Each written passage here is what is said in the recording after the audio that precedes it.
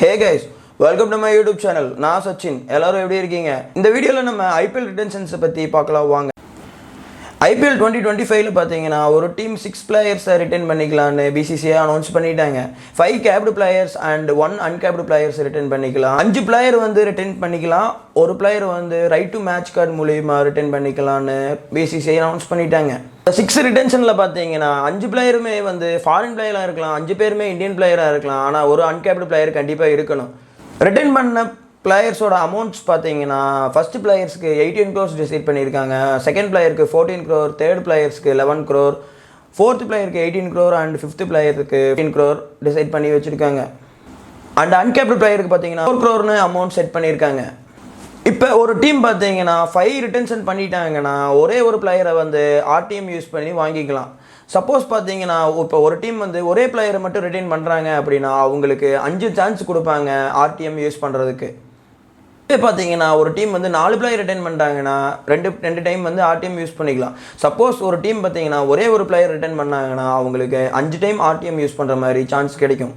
எப்படியா இருந்தாலும் பார்த்தீங்கன்னா 6 பிளேயர் வந்து ரிட்டைன் பண்ணிக்கலாங்கிற மாதிரி தான் ரூல்ஸ். இந்த வீடியோக்குள்ளே போகிறதுக்கு முன்னால் ஐபிஎல் ரிட்டென்ஷன்ஸ் பற்றி கிளாரிஃபை பண்ண விரும்புகிறேன். ஒரு பிளேயர் பார்த்தீங்கன்னா 18 crore ரிட்டன் பண்ணுறாங்க அப்படின்னா அந்த பிளேயர் பார்த்தீங்கன்னா அந்த அமௌண்ட்டுக்கு ஒர்த் இல்லாத மாதிரியும் இருப்பார். அதே சமயம் அந்த பிளேயர் ஆக்ஷனுக்கு போனாங்கன்னா 18 crore மேலேயும் போகிற மாதிரியான நிறைய பிளேயர்ஸ் இருக்காங்க. இப்போ ரஷித் கான் எல்லாம் பார்த்தீங்கன்னா அவர் கண்டிப்பாக ஆக்ஷனுக்குள்ளே வந்தாருன்னா 18 crore மேலே தான் போவார். அதே மாதிரி தான் ரோஹித் சர்மா, தோனி எடுத்துக்கோங்க, விராட் கோலி எடுத்துக்கோங்க.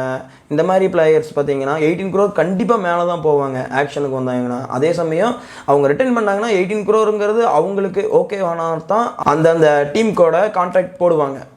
அதுவே சில சமயம் பார்த்தீங்கன்னா இப்போ லீஸ்ட் அமௌண்ட் ரிட்டன்ஷன் பார்த்தீங்கன்னா 11 crore. அந்த 11 crore ரிட்டர்ன் பண்ணுறாங்க அப்படின்னா ஒரு சில பிளேயர்ஸ் வந்து அந்த 11 crore ஒர்த் இல்லாத பிளேயர்ஸும் நிறைய பேர் இருக்காங்க. நான் இப்போ சொல்லியிருக்கேன் லிஸ்ட்டில் பார்த்தீங்கன்னா நிறைய பிளேயர்ஸ் பார்த்தீங்கன்னா ரிட்டென்ஷனாக பண்ணினாலும் கூட 11 crore கொடுத்து தான் ஆகணும். ஸோ இதனால் என்னென்னா அவங்க ஓல்டு பிளேயர்ஸை தக்க வைக்க அதிக அமௌண்ட் கொடுக்கணும், இல்லைனா கம்மி அமௌண்ட் கொடுக்கணும்.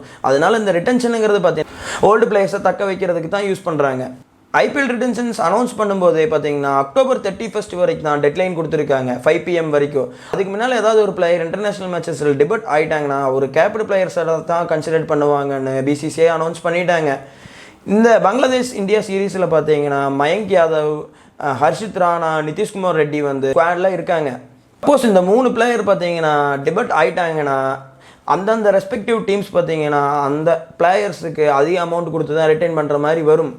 எனக்கு தெரிஞ்சு ஹர்ஷித் ராணா, மயங்க் யாதவ் வந்து கண்டிப்பாக டெபெட் ஆயிடுவாங்க. நிதிஷ் ரெட்டி வந்து ஆனால் SRHக்கு மிகப்பெரிய தலைவலி காத்துக்கிட்டு இருக்கு. அதுவும் இல்லாமல் அந்த பங்களாதேஷ் சீரீஸ்க்கு அப்புறம் பார்த்தீங்கன்னா நியூசிலாந்து கூட டெஸ்ட்டில் தான் இந்தியா ஆட போகிறாங்க.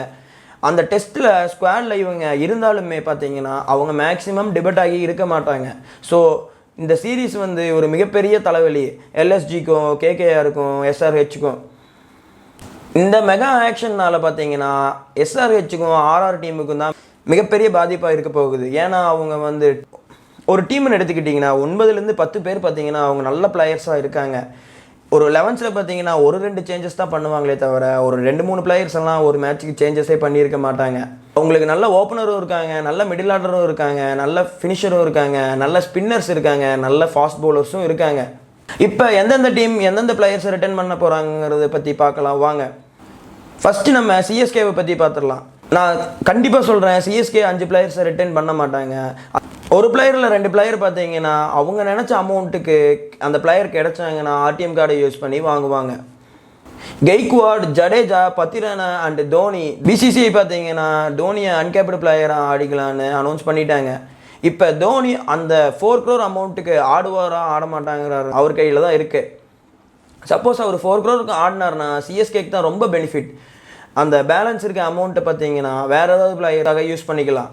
இப்போ தோனியோட சேர்த்து பார்த்தீங்கன்னா கெய்க்வாட் கண்டிப்பாக ஃபஸ்ட்டு ரிட்டன்ஷனாக இருப்பார், ஜடேஜா செகண்ட் ரிட்டனாக இருப்பார், தேர்ட் ரிட்டன் பார்த்தீங்கன்னா பத்திரனா இருப்பார், ஃபோர்த்து தோனி அன்கேப்டு பிளேயராக இருப்பார், 5th ரிட்டன்ஷன் கண்டிப்பாக அவங்க பண்ண மாட்டாங்க.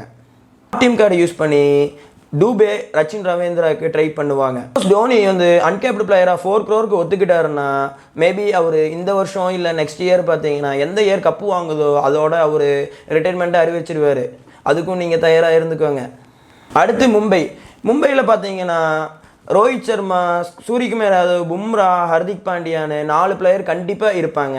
5th பிளேயர் பார்த்தீங்கன்னா திலக் வர்மா அல்லது இஷான் கிஷான் தான் இருப்பாங்க. அன்கேப்டு பிளேயர்ஸில் பார்த்தீங்கன்னா ஆகாஷ் மத்வால் அந்த நேஹல் வதேரா இவங்க 2 பேரில் யாராவது ஒரு ஆள் இருப்பாங்கன்னு நான் நினைக்கிறேன். என்னதான் கேப்டன்ஷிப் ப்ராப்ளம் இருந்தாலும் நெக்ஸ்ட் இயர் பார்த்தீங்கன்னா ஹர்திக் கேப்டன் பண்ண மாட்டாருன்னு நான் நினைக்கிறேன். இதுவே பழைய மும்பையாக இருந்தால் ரோஹித்துக்கே திரும்ப கேப்டன்ஷிப் கொடுப்பாங்க. அப்படி இல்லைன்னா சூரியகுமார் யாதவ் இல்லை பும்ராக்கு கேப்டன்ஷிப் போக நிறைய வாய்ப்புகள் இருக்குது. அதே சமயம் ஹர்திக் பாண்டியாவை கண்டிப்பாக விட மாட்டாங்கன்னு நான் நினைக்கிறேன். அவர் ஒரு ஆல்ரவுண்டர் அசெட் அண்டு ஒரு கேப்டன் மெட்டீரியல். அடுத்து ஆர்சிபியை பற்றி பார்க்கலாம் வாங்க. இதில் பார்த்தீங்கன்னா ஃபர்ஸ்ட் பிளேயர் பார்த்தீங்கன்னா விராட் கோலி கண்டிப்பாக ரிட்டர்ன் ஆயிடுவார். செகண்ட் பிளேயர் ராஜத் பட்டிதார் பார்த்தீங்கன்னா ரிட்டர்ன் ஆயிடுவார். தேர்ட் பிளேயர் சிராஜ் ரிட்டர்ன் பண்ணிடுவாங்க. 4th பிளேயர் பார்த்தீங்கன்னா கேமரான் கிரீன் அல்லது மேக்ஸ்வெல்லை ரிட்டர்ன் பண்ண சான்ஸ் இருக்குது. அன்கேப்டு பிளேயர்ஸில் பார்த்தீங்கன்னா யாஸ்டேல் மேக்ஸிமம் இருக்க வாய்ப்பு இருக்குது. ஃபேப் டூப்ளசிஸை பார்த்தீங்கன்னா இவங்க ஆர்டிஎம் கார்டு யூஸ் பண்ணி எடுக்க வாய்ப்புகள் இருக்குது. ஏன்னா அவருக்கு ஏஜ் 40 ஆகிடுச்சு. இப்போ நெக்ஸ்ட் மெகா ஆக்ஷனுக்குள்ளே 3 சீசன் ஆடுவாராங்கிறது மிகப்பெரிய டவுட்டாக இருக்குது. ஸோ ஏஜ் ஒரு ஃபேக்டர்னு கேட்டி அவரை ரிட்டர்ன் பண்ண மாட்டாங்கன்னு நான் நினைக்கிறேன். மேக்ஸ்வெல் லாஸ்ட் இயர் ஒழுங்காக ஆடலை. பார்ப்போம் அவங்கள மேக்ஸ்வெல்லை ரிட்டர்ன் பண்ணுறாங்களா இல்லையான்னு. நெக்ஸ்ட்டு ஆர்ஆர் டீமை பற்றி பார்க்கலாம் வாங்க. ஆர்ஆரில் நான் முன்ன சொன்ன மாதிரி பார்த்தீங்கன்னா ஒரு கோர் டீம் வந்து அவங்க கண்டிப்பாக செட் பண்ணி வச்சுட்டாங்க. சாம்சன் கண்டிப்பாக இருப்பார் ஃபஸ்ட் ரிட்டன்ஷனாக. செகண்ட் ரிட்டன்ஷனாக பட்லர் இருப்பார். யசஸ்வி ஜெய்ஸ்வால் கண்டிப்பாக தேர்ட் ரிட்டன்ஷனாக இருப்பாங்க. அண்டு நான் சொல்கிறது 4th and 5th பிளேயர்ஸ் பார்த்தீங்கன்னா யுகவேந்தர் சகல் இருப்பார். ரியான் பராக் இருக்கிறதுக்கு வாய்ப்பு இருக்குது. அண்டு ட்ரெண்ட் போல்ட் இருக்கிறதுக்கு வாய்ப்பு இருக்குது. சஹல் பார்த்தீங்கன்னா அவர் தான் ஐபிஎல்லில் லீடிங் விக்கெட் டேக்கராக இருக்கார். ஸோ மேக்ஸிமம் அவரை விடமாட்டாங்கன்னு நான் நினைக்கிறேன். அதே சமயம் அவர் 18 கோடிக்கு ஒருத்தான்னு கேட்டிங்கன்னா எனக்கு தெரிஞ்சு 50-50 தான். ஆனால் அந்த மாதிரி ஒரு நல்ல பவுலரை ரிட்டர்ன் பண்ணி தான் ஆகணும். ஸோ அது அதிக அமௌண்ட்டு கொடுத்து தான் ஆகணும். பராகா இல்லை போல்ட்டான்னு கேட்டிங்கன்னா எனக்கு தெரிஞ்சு பராக் பார்த்தீங்கன்னா ஒரு 6 இயர்ஸாக பார்த்தீங்கன்னா அவங்க ஆர்ஆர் வந்து பெர்ஃபார்மே பண்ணலினாலும் அவர் கன்சிஸ்டன்சியாக சான்ஸ் கொடுத்துக்கிட்டே இருந்தாங்க. ஸோ பராகை விட மாட்டாங்கன்னு நான் நினைக்கிறேன். மேபி பராகை விட்டுட்டு போல்ட்டு கூட ரிட்டர்ன் பண்ணுறதுக்கு வாய்ப்புகள் இருக்குது. சஹல் லாஸ்ட் இயர் மட்டும்தான் செகண்ட் லெக் ஆஃப் த ஐபிஎல்லில் பார்த்தீங்கன்னா பெர்ஃபார்ம் பண்ணல. மித்தபடி பார்த்தீங்கன்னா 3 வருஷம் கன்சிஸ்டன்சியாக நல்லா பெர்ஃபார்ம் பண்ணிக்கிட்டு வராரு ஆர்ஆருக்காக. ஸோ அவர் கண்டிப்பாக இருப்பார்னு நான் நினைக்கிறேன். எஸ்ஆர்ஹெச்சுக்கு பார்த்தீங்கன்னா கண்டிப்பாக ஒரு தலைவலி என்னென்னா நிதிஷ்குமார் ரெட்டி பங்களாதேஷ் சீரீஸில் வந்து கேப்டு பிளேயர் ஆகிட்டார்னா அவருக்கு அதிக அமௌண்ட்டு கொடுத்து வாங்குற மாதிரி இருக்கும். சப்போஸ் அவர் அன்கேப்டு பிளேயராகவே இருந்துட்டார்னா கண்டிப்பாக எஸ்ஆர்ஹெச் நிதிஷ்குமார் ரெட்டியை ரிட்டர்ன் பண்ணுவாங்க. மேலே சொன்ன மாதிரி பார்த்தீங்கன்னா இவங்க டீமில் நிறைய பேர் இருக்காங்க. கண்டிப்பாக கமின்ஸ் இருப்பார், ஹெட் இருப்பார், கிளாசன் 3 பேர் கண்டிப்பாக ரிட்டர்ன் பண்ணுவாங்க. அண்டு 4th பிளேயராக பார்த்தீங்கன்னா நட்ராஜன் இருக்கார், புவி இருக்கார், அபிஷேக் சர்மா இருக்கார், அண்ட் ஃபருக்கியும் இருக்கார். இவங்களை யாரை ரிட்டர்ன் பண்ணுவாங்கன்னு மிகப்பெரிய தலைவலி எஸ்ஆர்ஹெச்சுக்கு தான் இருக்குது. அண்ட் நெக்ஸ்ட் டீம் பார்த்தீங்கன்னா டிசியில் பார்த்தீங்கன்னா பண்ட், அக்சர் பட்டேல், குல்தீப் யாதவ் 3 பேர் கண்டிப்பாக ரிட்டர்ன் பண்ணிடுவாங்க. அண்டு 4th பிளேயர் பார்த்தீங்கன்னா மெக்ரக் அல்லது ஸ்டப்ஸ் ரிட்டர்ன் பண்ண வாய்ப்புகள் இருக்குது. எனக்கு தெரிஞ்சு பவுலிங் யூனிட்டில் பார்த்தீங்கன்னா நார்த் ரிட்டர்ன் பண்ணுவாங்கன்னு நான் நினைக்கிறேன். பட் பார்த்தீங்கன்னா அவர் ஒரு 2 சீசனாக பார்த்தீங்கன்னா ஒழுங்காக பெர்ஃபார்ம் பண்ணலை. ஸோ மேபி அவங்க பழைய பவுலர்ஸ் நம்பலாமா நம்ப வேணாமான்னு அது அவங்க கையில் தான் இருக்குது. முகேஷ்குமார் ரெட்டியும் கூட அவங்க டீமில் தான் இருக்கார். ஸோ ரிட்டர்ன் பண்ணுவாங்களா இல்லையாங்கிறது. அண்ட் நெக்ஸ்ட் டீம் ஜிடியில் பார்த்தீங்கன்னா கில் கண்டிப்பாக இருப்பார், ரஷீத் கான் கண்டிப்பாக இருப்பார், முகமது ஷமியும் இருக்கு. அன்கேப்டு பிளேயரில் பார்த்தீங்கன்னா டிவாட்டியா அல்லது ஷாருக் கான் மேக்ஸிமம் ரிட்டர்ன் பண்ண சான்ஸு அதிகமாக இருக்குது. சாய் சுதர்சன் கூட கண்டிப்பாக ஒரு ஆப்ஷனில் தான் இருக்கார். நெக்ஸ்ட் டீம் கேகேஆரில் பார்த்தீங்கன்னா சுனில் நாராயண், ஆண்ட்ரூ ரசல், சிங் இருக்க மேக்ஸிமம் வாய்ப்புகள் இருக்குது. ஐயர் அல்லது ஸ்டார்க்கை ஆர்டிஎம் யூஸ் பண்ணி வாங்க சான்ஸுகள் இருக்குது. அன்கேபிள் பார்த்தீங்கன்னா 1 டவுன் இறங்கினார்ல லாஸ்ட் இயர் ரகுவன்சின்னு அந்த பிளேயரை கண்டிப்பாக ரிட்டர்ன் பண்ணுவாங்கன்னு நான் நினைக்கிறேன். அண்ட் சக்கரவர்த்தியும் பார்த்தீங்கன்னா 2022 ஐபிஎல்லில் பார்த்தீங்கன்னா ஒரு ஒழுங்காக பெர்ஃபார்ம் பண்ணல. அண்ட் 20 and 24 பார்த்தீங்கன்னா 20+ விக்கெட்ஸ் கன்சிஸ்டன்சியாக எடுத்துக்கிட்டு வந்துருக்காரு. ஸோ இவர் ரிட்டர்ன் பண்ண மினிமம் வந்து 11 crore இருக்குது. அந்த 11 crore அமௌண்ட்டுக்கு சக்கரவர்த்தி ஒருத்தான்னு கேட்டிங்கன்னா எனக்கு மிகப்பெரிய டவுட்டாக தான் இருக்குது. ஸோ நான் என்ன சொன்ன மாதிரி தான் அந்த அமௌண்ட் இவங்க பழைய பிளேயர்ஸ் வேணும்னா பார்த்தீங்கன்னா அந்த அமௌண்ட் கொடுத்து தான் ஆகணும். அப்படி இல்லைன்னா ஆர்டிஎம் யூஸ் பண்ணி தான் ஆகணும். அண்ட் எல்எஸ்டியில் பார்த்தீங்கன்னா கேஎல் ராகுல் அண்டு போரான் கண்டிப்பாக இருப்பாங்க. மார்க்கஸ் ஸ்டோய்னிஸ் ஒரு ஆல்ரவுண்டர் மெட்டீரியல்னு கேட்டி கண்டிப்பாக அவருமே மேக்ஸிமம் 3rd ரிட்டன்ஷனாக இருக்க வாய்ப்புகள் அதிகமாக இருக்குது. எனக்கு தெரிஞ்ச டிகாக்கு வந்து 4th ரிட்டன்ஷனாக இருக்க வாய்ப்புகள் இருக்குது. ஏன்னு கேட்டிங்கன்னா லாஸ்ட் 2 இயர்ஸாக அவர் ஒழுங்காக ஆடல. 2022 தான் 400+ ரன்ஸ் அடிச்சிருந்தார். ஆனால் ஐபிஎல்லை தவிர மீதி வேர்ல்டு லெவலில் இருக்க லீக் டோர்னமெண்ட்டில் பார்த்தீங்கன்னா டிகா கன்சிஸ்டன்சியாக தான் பெர்ஃபார்மன்ஸ் பண்ணிட்டு வர்றாரு. இப்போ சிபிஎல்லில் கூட பார்த்தீங்கன்னா அவர் தான் லீடிங் ரன் ஸ்கோரரில் 2nd இருக்கார். அவரை பற்றி யோசிக்க வாய்ப்புகள் அதிகமாக இருக்குது. மார்க்கஸ் ஸ்டோய்னிஸ் பார்த்தீங்கன்னா 23ல பார்த்தீங்கன்னா 400+ ரன் அடிச்சிருந்தாரு. 2024ல பார்த்தீங்கன்னா 388 ரன்ஸ் அடிச்சிருந்தாரு. அதுவும் இல்லாமல் ஒரு ஆல்ரவுண்டர்னு காட்டி கண்டிப்பாக அவரை ரிட்டைன் பண்ண வாய்ப்புகள் அதிகமாக இருக்குது. அன்கேப்டு பிளேயர் பார்த்தீங்கன்னா ஆயுஷ் பதோனி மேக்ஸிமம் சான்ஸ் இருக்குது. மயங்க் யாதவ் வந்தார்னா அவரை ஆர்டிஎம் யூஸ் பண்ணி எடுக்கக்கூட வாய்ப்புகள் அதிகமாக இருக்குது. லாஸ்ட்டாக பார்க்க போகிறது பஞ்சாப் கிங்ஸில் பார்த்தீங்கன்னா என்னை பொறுத்த வரைக்கும் ரிட்டைன் பண்ணுற அளவுக்கு அவங்க டீமில் ஒர்த்தான பிளேயர்ஸ் இருக்காங்களான்னு கேட்டிங்கன்னா நான் இல்லைன்னு தான் சொல்லுவேன். 2015லேருந்து டாப் 4 ஃபினிஷ் வந்து அவங்க பண்ணினதே கிடையாது.